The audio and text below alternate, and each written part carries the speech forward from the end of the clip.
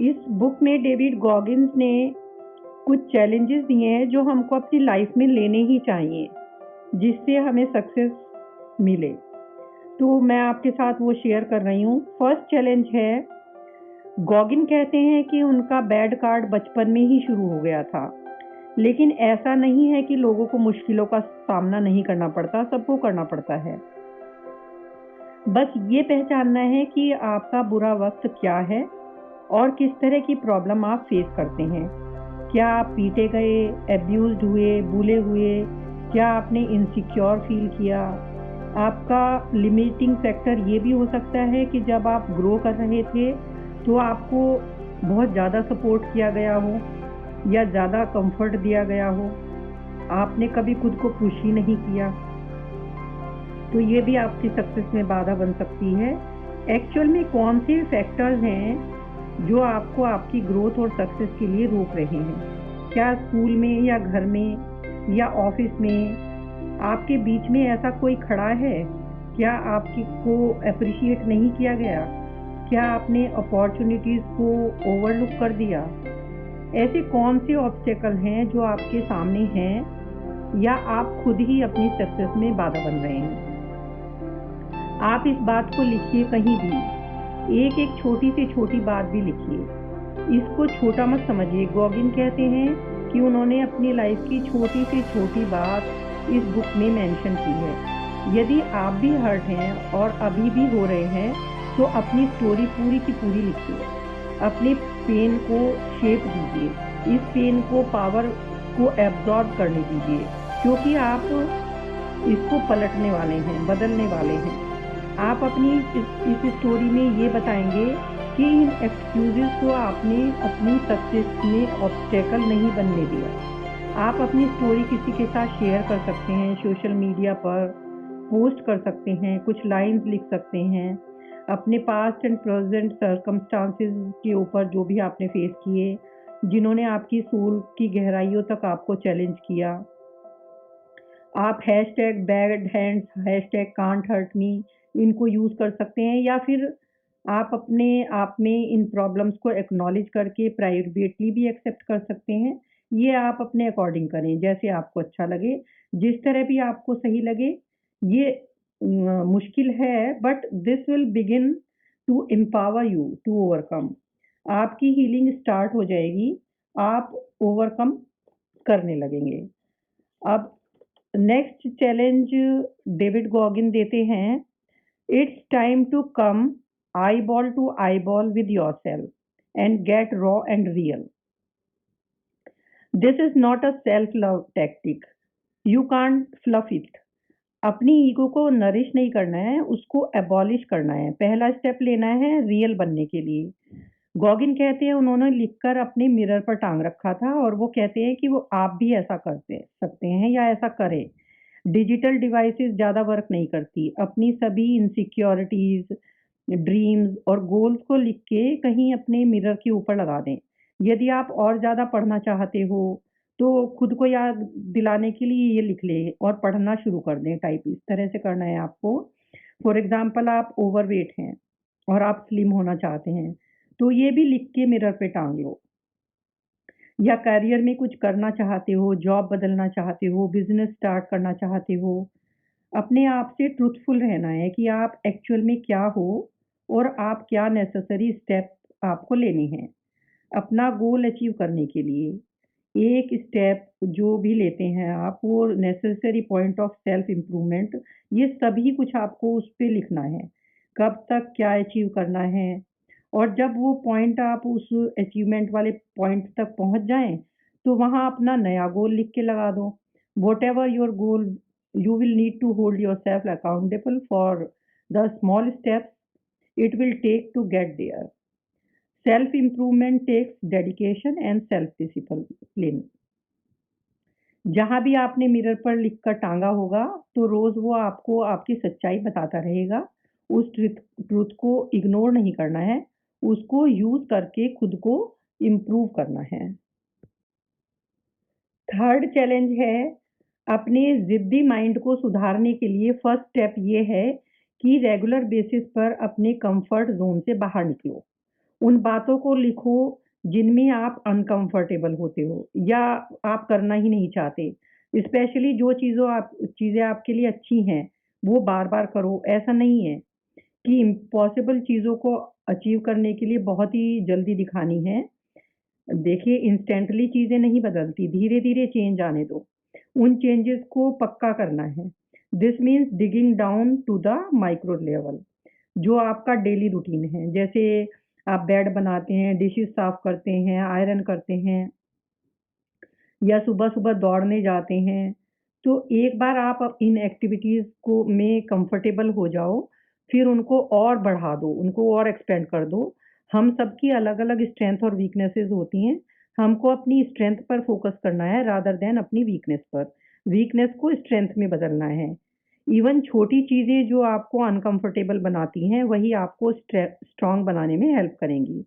The more often you get uncomfortable, the stronger you will become, and soon you will develop a more productive attitude. आप stress में भी अपनी activities को handle कर पाएंगे।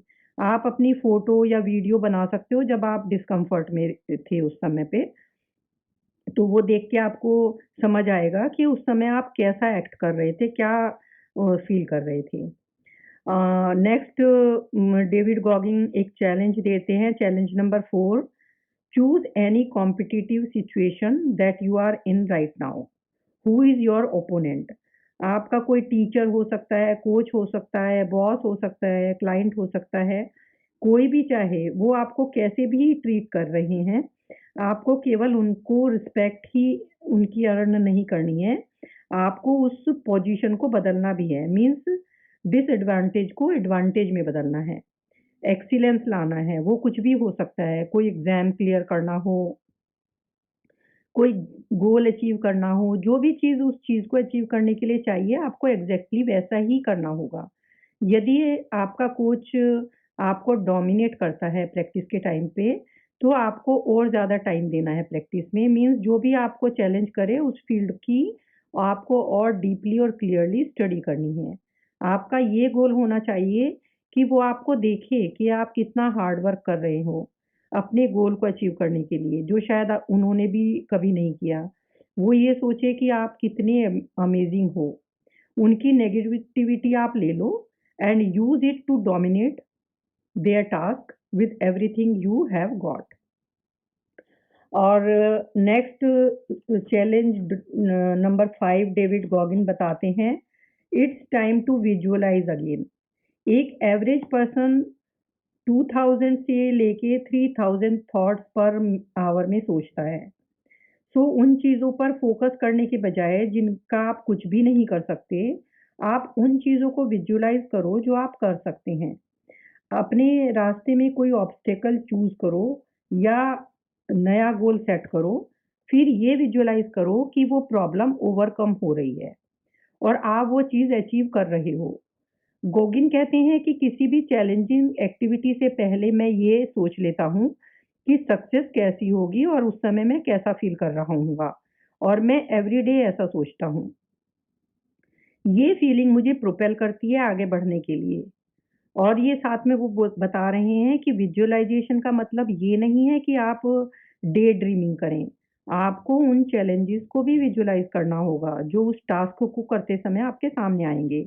आपको डिटरमाइन करना पड़ेगा, आपको डिटरमाइन होना पड़ेगा कि आप उन प्रॉब्लम्स को किस तरह से अटैक करोगे, जब वो आपकी सामने आएँगी। इस तरह आप अपनी इस जर्नी के लिए तैयार हो जाओगे। ऐसा तो नहीं होगा कि आपको पता ही होगा कि क्या-क्या चैलेंजेज़ आने वाले हैं और क्या-क्या स्ट्रैटेजीज़ बनानी ही हैं। लेकिन फिर भी आप आगे के बारे में सोचकर तैयार रहो कि पॉसिबली आप क्या कर सकते हो और आने वाली ऑब्स्टेकल्स से आप किस तरह से लड़ोगे। आपको सिंपल क्वेश्चन के आंसर देने के लिए तैयार रहना है कि आप ये क्यों कर रहे हैं और आप ये क्यों अचीव करना चाहते हो? आप कौन-सी डार्कनेस को अपना फ्यूल बना रहे हो, जिसने आपके अंदर ये फीलिंग पैदा की है, जिसने आपके माइंड को इतना कठोर बना दिया है, क्यों आप इतना उपेक्षित फ़ील करते हैं, ये सब बातें आपको अपनी फिंगर टिप पर रखनी होंगी। जब भी आपको पेन हो या डाउट हो, आपको अपनी डार्कनेस को चैनल करना है। Remember, visualisation will never compensate for work undone. आप झूठ को विजुअलाइज नहीं कर सकते, काम तो आपको करना पड़ेगा, लेकिन ये तय है कि सफरिंग के दूसरे साइड पे लाइफ आपका इंतज़ार कर रही है। चैलेंज फिजिकल नहीं होना चाहिए। विक्ट्री का मतलब ये नहीं है कि वो फर्स्ट प्लेस पे ही मिल जाए। इसका मतलब ये है कि आप लाइफ लॉन्ग फियर को ओवरकम आपने कर लिया है, और पास्ट में जो ऑब्स्टेकल आती थी और आप सरेंडर कर देते थे, अब आप उनको पार कर जाते हैं और ये दुनिया को बताओ कि आपने ये कैसे किया। डेविड गॉगिंग के अकॉर्डिंग चैलेंज नंबर 6 है कि आपको अपनी अचीवमेंट की लिस्ट ही नहीं बनानी है। आप वो भी लिखिए जो ऑब्स्टेकल आपने फेस की, लाइक जो आपको डिप्रेशन हुआ, जो आपने उस समय ओवरकम करने के लिए किया, स्मोकिंग छोड़ी या कुछ भी चीज़ें आप जो लाइफ में नहीं कर पाते थे, लेकिन आप फिर भी बार-बार ट्राई करते रहे एंड अल्टीमेटली आप सफल हो गए। आपने उन ऑब्स्टेकल्स को पार करके कैसा फ़ील किया? उन स्ट्रगल्स को ओवरकम करके कैसा लगा? अपने ओपोनेंट को जीतकर आप फिर से काम पर लग गए। यदि आप इंटेलेक्चुअल ग्रोथ चाहते हैं तो अपने आप को ट्रेन कीजिए, बुक्स पढ़िए। हो सकता है एक पॉइंट ऐसा आ जाए जहां आप बोर फील करें, आपको डाउट हो, आप अपने आप को पुश कीजिए। आप सक्सेस के लिए एनर्जी को गेन करने के लिए अपने टफ टाइम को याद कीजिए और अपनी बैटल को लड़ने के लिए फिर से रेडी हो जाइए। एक नेक्स्ट चैलेंज है, challenge number 7। The main objective here is to slowly start to remove the governor from your brain. First quick reminder ये है कि ये प्रोसेस कैसे काम करता है। शुरू में मैं थोड़ा ही दौड़ पाता था, गॉगिन कहते हैं, लेकिन धीरे धीरे मैंने 30 आवर्स नॉन स्टॉप दौड़ा, फिर 205 माइल्स। मैं वहाँ तक ओवरनाइट नहीं पहुँचा, वो कहते हैं, और आपसे भी मैं ये एक्सपेक्ट नहीं करता, लेकिन आपका काम है कि पहले से बेहतर बने, चाहे वो कुछ भी हो। आपका माइंड कह रहा होगा कि स्टॉप, लेकिन आपको रुकना नहीं है। आप टायर्ड होंगे, पेन में होंगे, लेकिन आपको रुकना नहीं है। ये ग्रेजुअल प्रोसेस आपको धीरे-धीरे नए स्टैंडर्ड सेट करने में हेल्प करेगा। आपकी बॉडी एंड माइंड स्लोली उस चीज़ को अडॉप्ट कर लेंगे। अपनी बेसलाइन भी रीसेट करें। The bottom line is that life is one big mind game. आपके अगेंस्ट और कुछ भी नहीं है, वो सिर्फ आप हैं। The only person you are playing against is yourself.